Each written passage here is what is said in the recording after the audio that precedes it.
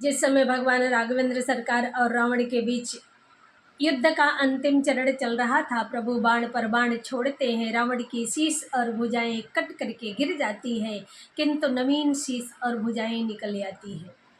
इससे प्रभु थोड़ी सी चिंतित हुए। श्री विभीषण जी महाराज की पहुंच गए, प्रभु इस प्रकार से रावण की मृत्यु नहीं हो सकती है, तो फिर कैसे होगी? विभीषण जी ने बताया, रावण की नाभि में अमृत है। नाभि कुंड पीयूष बलया के नाथ जियहि रावण बल ताके। उसी के बल पर रावण की शीश और भुजाएं कट तो जाती हैं, किंतु नवीन शीश भुजाएं निकल आ रही हैं। लेकिन रावण की मृत्यु उस हंसाकार बाण से अवश्य हो सकती है जो ब्रह्मा जी ने रावण को दिया था। जब रावण ने अमरत्व का वरदान मांगा, पितामह ब्रह्मा जी ने कहा, मैं तुम्हें अमरता नहीं प्रदान कर सकता। रावण ने कहा, ठीक है, बानर मनुज जाति दुइवारे, मनुष्य और बंदर को छोड़ करके कोई मेरा वध न कर सके। ब्रह्मा जी ने कहा, तथास्तु। जब जाने लगे तो रावण ने कहा, मेरी मृत्यु को मेरे हाथ में दे करके जाओ।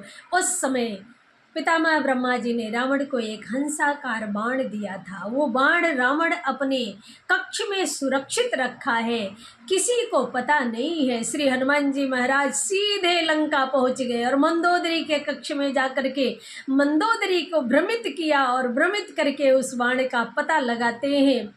पता लगा करके उस हंसाकार बाण को ला करके प्रभु के चरणों में रख दिया और उसी बाण को मार करके प्रभु राघवेंद्र सरकार ने रावण का वध किया। लेकिन यह बाण तो एक बहाना था। उस समय रावण जब युद्ध भूमि में था तो निरंतर या के हृदय बसती वैदेही, रावण अपने हृदय स्थल पर सदा जगत जननी माँ जानकी जी को विराजमान करके उनका चिंतन किया करता था।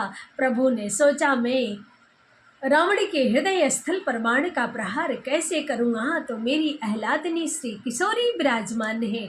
लेकिन जब रावण को ये ज्ञात होता है कि वह हंसाकार बाण आकर के भगवान के चरणों में विराजमान हो चुका है, उस समय रावण थोड़ी सी विचलित होता है और ध्यान टूटता है। उसी समय प्रभु ने बाण को छोड़ा और रावण की मृत्यु हो गई।